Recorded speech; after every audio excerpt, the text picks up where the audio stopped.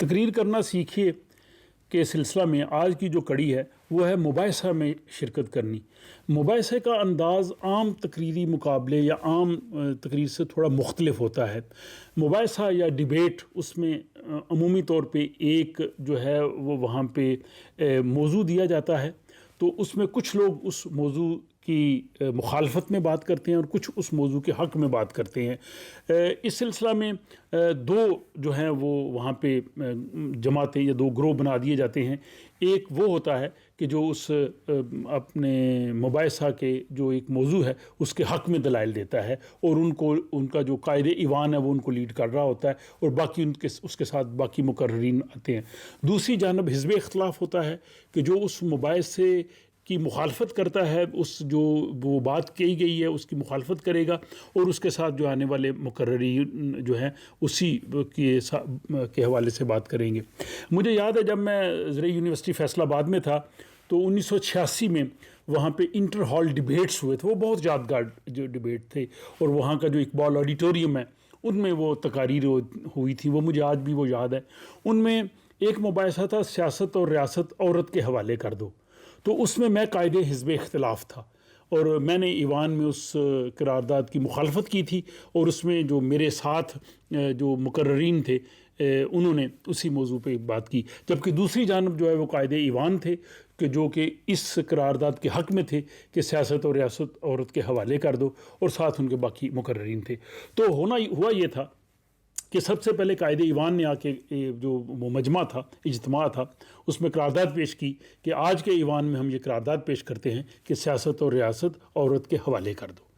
تو وہ جب قرارداد پیش کر کے گئے تو اس کے بعد پھر مجھے ایز اے قائد حزب اختلاف اسٹیج پہ بلایا گیا کہ آپ اس قرارداد کی مخالفت میں بات کریں۔ تو میں نے کہا جی کہ آج یہ جو قرارداد پیش کی گئی ہے ہم اس کی نہ صرف مخالفت کرتے ہیں بلکہ آج ہم اس کی دھجیاں بکھیر دیں گے، اس طرح سے جذبات میں۔ تو اس کے بعد پھر دونوں جانب سے ایک ایک مقرر تقریر کرتا تھا، پھر درمیان میں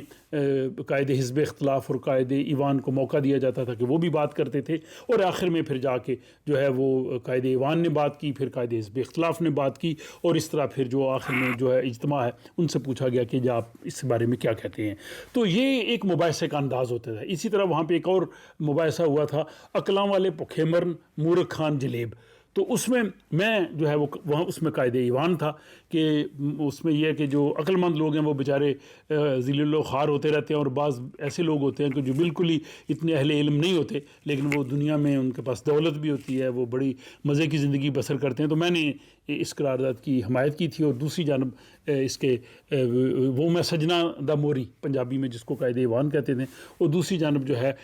وہ ویری تھے جو اس کے مخالف۔ تو اسی طرح سے یہ ڈیبیٹ چلا تھا، اور تیسرا ڈیبیٹ تھا نالج از پاور۔ تو مباحثے کا جو انداز ہے وہ عام تقریر سے مختلف ہے، اس کے لیے اس میں زیادہ زور دلائل پہ ہوتا ہے، اور دلائل جو ہے وہ ٹو دی پوائنٹ ہونے چاہیے، وہ اس میں کسی کی ذات کو نشانہ نہیں بنانا چاہیے بلکہ جو موضوع ہے اس کو آپ نے نشانہ بنانا ہے، اور آپ اپنے اس کے لیے آپ کا وسیع مطالعہ ہونا چاہیے۔ اس میں حاضر جوابی بہت ضروری ہے، موقع کی مناسبت سے جو ہے وہ آپ نے جواب دینا ہے۔ اس میں مشاہدہ کی قوت بہت ضروری ہے، اس میں مجمع کی نفسیات کو سمجھنا بہت ضروری ہے، اس میں لوگوں کے ان جذبات کو اس طریقے سے آپ نے لے کے جانا ہے کہ وہ مجمع آپ کے ساتھ جائے اور آپ کے ان دلائل کو جو ہے وہ ایکسیپٹ کرے اور آپ کی تائید کرے۔ تو جو لوگ جو ہے وہ تقریری مقابلوں میں حصہ لیتے رہے ہیں ان کے لیے مباحثے میں جانا جو ہے وہ مشکل نہیں ہے، لیکن اس کے لیے ان کو کافی جو ہے وہ محنت کرنا پڑے گی، اس موضوع کے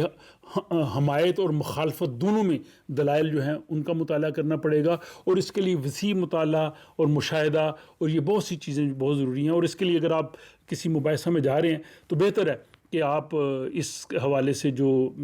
سینئرز ہیں، ایسے جو ڈیبیٹر رہے ہیں، جو مقرر رہے ہیں، آپ ان کے پاس جا کے ان سے رہنمائی لے سکتے ہیں، ان کی رہنمائی جو ہے وہ آپ کے لیے بہت کام آئے گی۔ تو میرا خیال ہے کہ مباحثہ کے حوالے سے بھی آپ کو یہ ویڈیو پسند آئے گی۔ اب آئندہ ویڈیوز میں مزید اسی حوالے سے تقریر کرنے کے حوالے سے اور اس سے جڑی ہوئی باقی جو اہم موضوعات جو رہ گئے ہیں ان پہ میں آپ کی خدمت میں ویڈیوز پیش کروں گا۔ تو اپنا خیال رکھیے گا، اور اپنی رائے سے بھی ضرور آگاہ کیجیے کہ آپ کو یہ سلسلہ کیسا لگ رہا ہے۔